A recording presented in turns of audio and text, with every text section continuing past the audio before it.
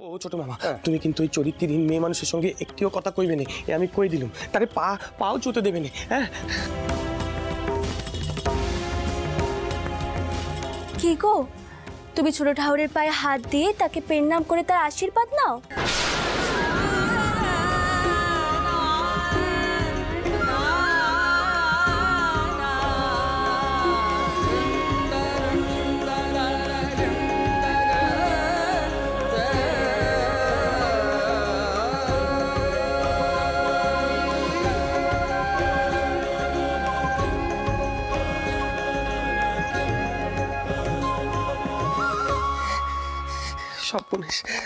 সব বনে সে কান্ডি হয়ে গেল, সব বনে সে কান্ডি হয়ে গেল।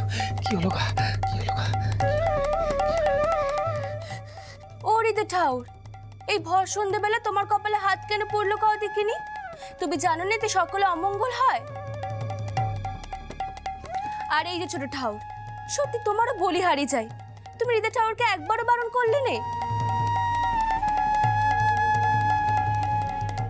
ও মা, তুমি আবার থির হয়ে কেন দাঁড়িয়ে থাকলে? এই তো ছোট ঠাকুর, যাও।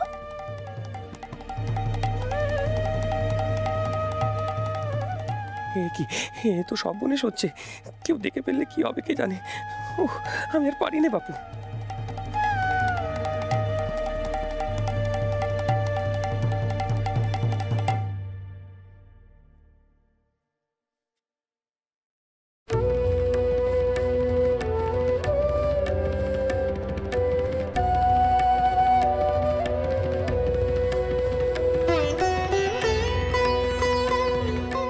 ও ইন্দু দিদি, কি হলো এই মায় না এমন দাঁড়া অবস্থা? তো ঠাকুর দেবতা দর্শন করলে হয় গা?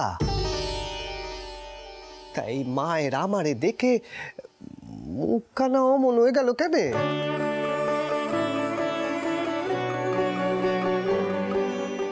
মা, ও মা, কি হলো গো তোমার? তুমি ছোট ঠাকুরকে প্রণাম করবে না?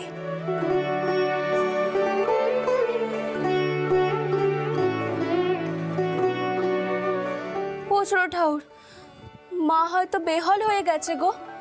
দেখো, সে নিজের মধ্যেই নেই। আমার মনে হয় তার ঘোর কাটাতে হবে। তুমি এক কাজ করো, তুমি মা ভবতারিণী গান ধরো, দেখো মায়ের সার আসে কিনা।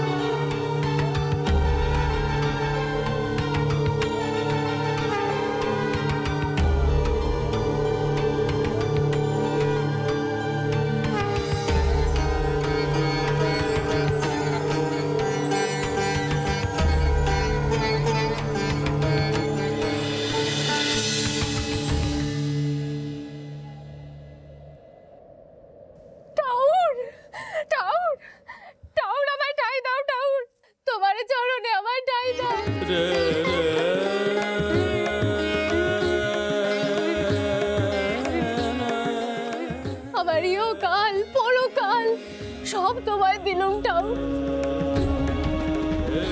আমায় পায়ে ঠেলো নে গো ঠাউর, আমায় পায়ে ঠেলো নে।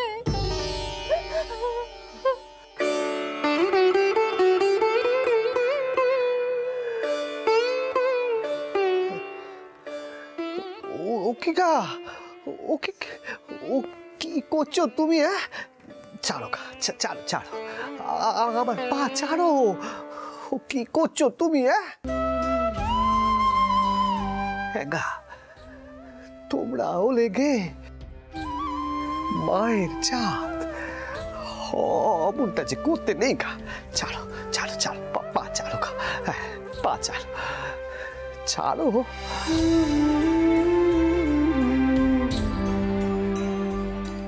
মা ওঠো গো, উমা ওঠো। জয় মা, জয় মা, জয়।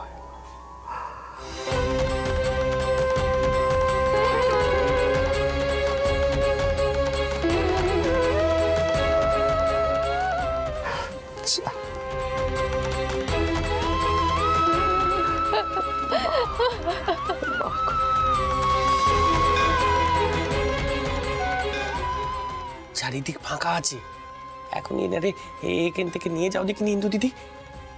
কেউ যেন না জানে যে ইনি ছোট মামার ঘর।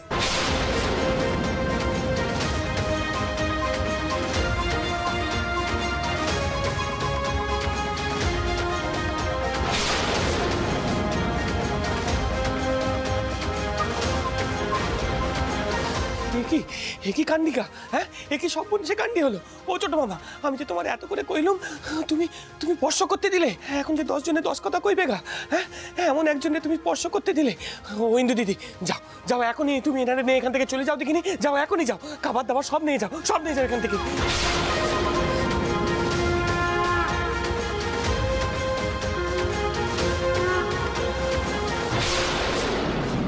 পরিদি ঠাউর, তোমার কি হয়েছে ক দেখিনি? তুমি কেন করছো এমন ধারা? মা তো নিজেই ওনাকে ছোট ঠাউরের খাবারখানা নিয়ে ছোট ঠাউরের কাছে পাঠিয়েছে, আর তুমি ওনাকে তাড়িয়ে দিচ্ছ।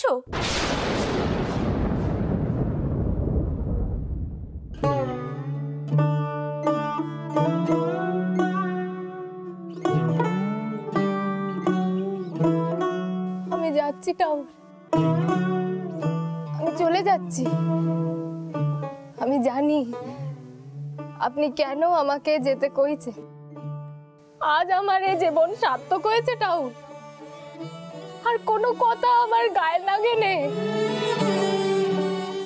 ওমে ওমে চলো আমরা যাই, মুখ কানা এখানে রেখে যাই।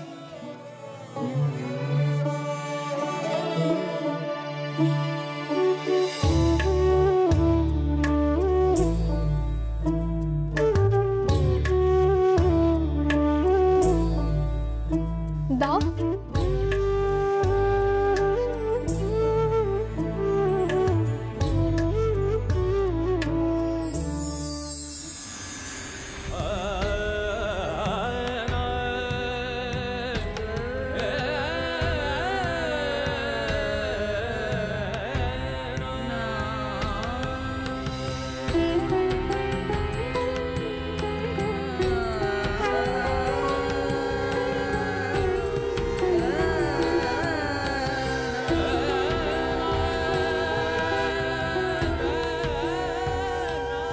যদি দয়া করেন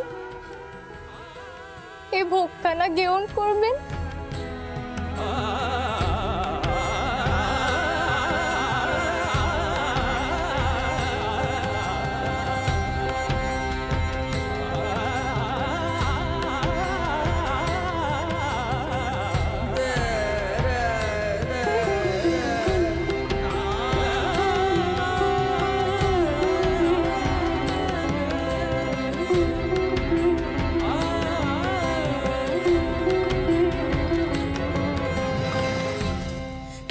কান্ডি করে তো আমি বুঝিনি বাপু। মা ও মা কোথায় যাচ্ছে একবার শোনো আমার কথা। আমি শারদা মাকে গিয়ে এক্ষুনি সব কথা কইব। দেখো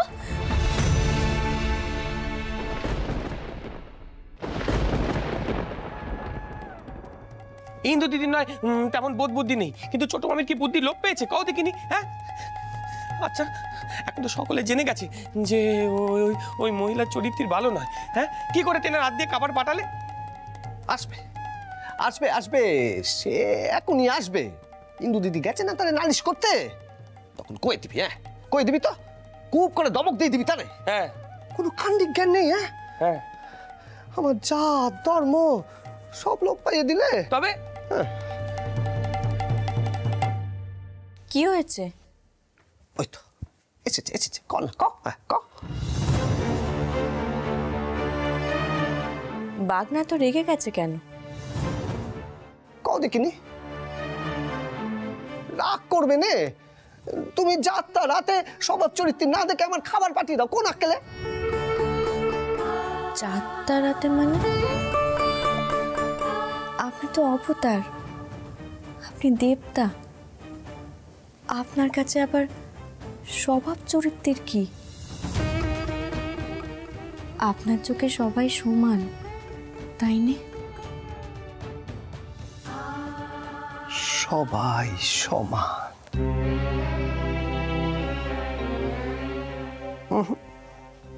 না না না না, তা বললে কেমন করে হয়? হ্যাঁ 5 জনে 5 কথা কইবে, এই হৃদে হৃদে কি করবে তখন? হ্যাঁ নোকে কি কইবে তার উপর তো আমার কাজ নির্ভর হতে পারে না। আমি শুধু জানি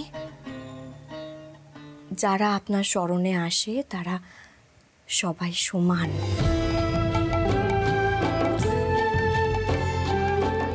আমার কাজ তাদেরকে আপনার কাছে এগিয়ে দেওয়া, সন্তান স্নেহে মায়ের মতো করে তাদের যত্ন আত্তি করা, তাদের স্বাদ পূর্ণ করা।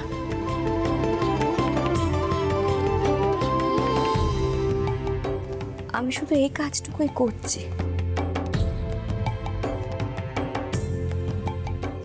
আর যে ভক্ত আপনাকে এত ভক্তি ভরে ভোগ নিবেদন করলো, তাকে পায়ে টেলে দেওয়ার মতো সাধ্য তো আপনারও নেই ডাউট।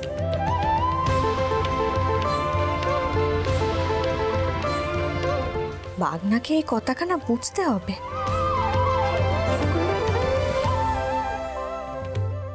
আমি চাই রান্না চাপিয়ে ছুটে এসেছি শুধু ইন্দু দিদির জন্য।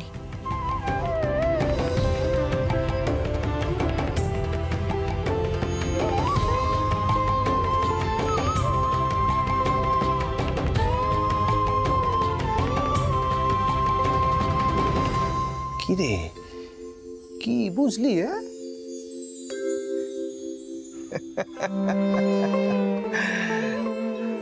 ওরে হৃদে, সে যে সারদা, জ্ঞান তার অন্তরে, সে কখনো ভুল কাজ করবে না। সমাজ যে পরিচয় দেয় তা তো বাইরের খোলস, আসল পরিচয় তো অন্তরের, তাই না? দেখো ছোট মামা, তুমি আর ছোট মামি দুজনে তো এইসব নোক শিক্ষের কথা কই খালাস, ঝামেলা তো এসে পড়ে এই ঈদের ওপর, তাই না? এখন 10 জনে 10 কথা কইবে, 10 জনে মানবে তোমাদের কথা? কও দেখিনি, তোমার বদনাম করবে। এসব আমার ভালো লাগেনি, আমার ভালো লাগেনি, এসব ভালো লাগেনি।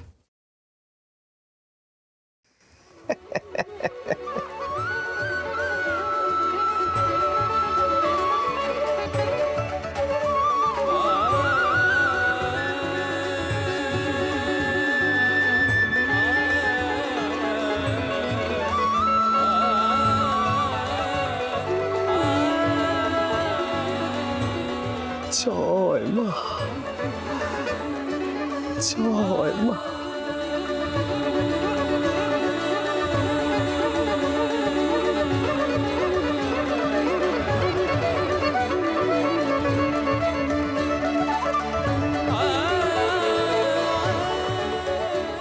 জয় মা।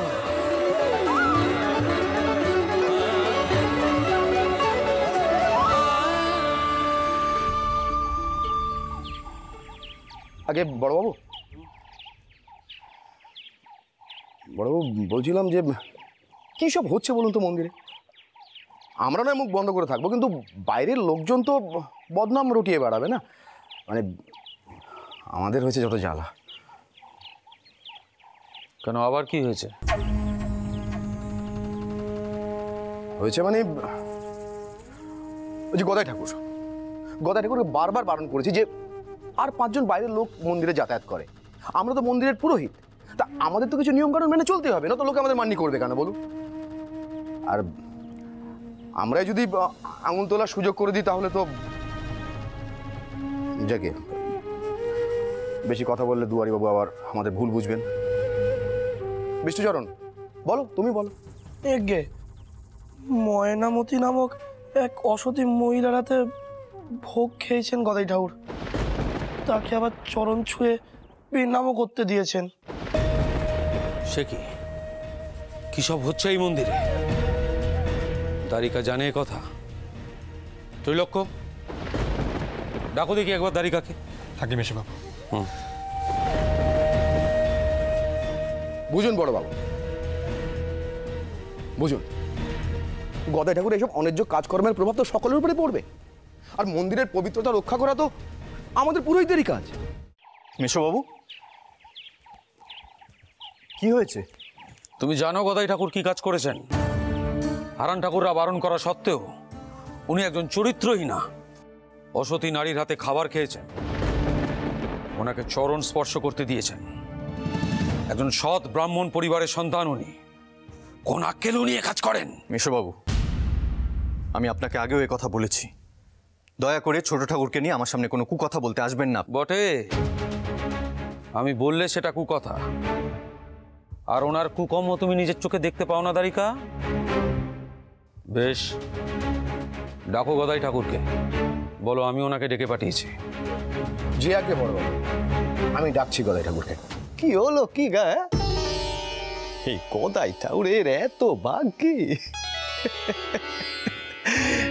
যে তোমরা সকলে আমার নাম জপ করছো। বেশ বেশ বেশ। তা গা, ও হারান ঠাকুর, শুনলাম তুমি নাকি বলেছ যে আমি এক অসতীর হাতের ভোগ খেয়েছি। খেয়েছি, তাতে দোষেরটা কি হলো শুনি? তোমার এসব সৃষ্টি ছাড়া কথা শুনলে না গা চলে যায় গদাই ঠাকুর। বলি গদাই ঠাকুর, তুমি কি কোনো নিয়ম কানুন তোয়াক্কা করবে না? কোনো কিছু না?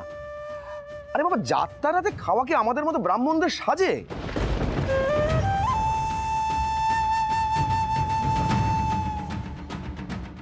গদাই ঠাকুর, আপনি কি মন্দিরে বসেই অনুচিত কাজ করতে পারেন?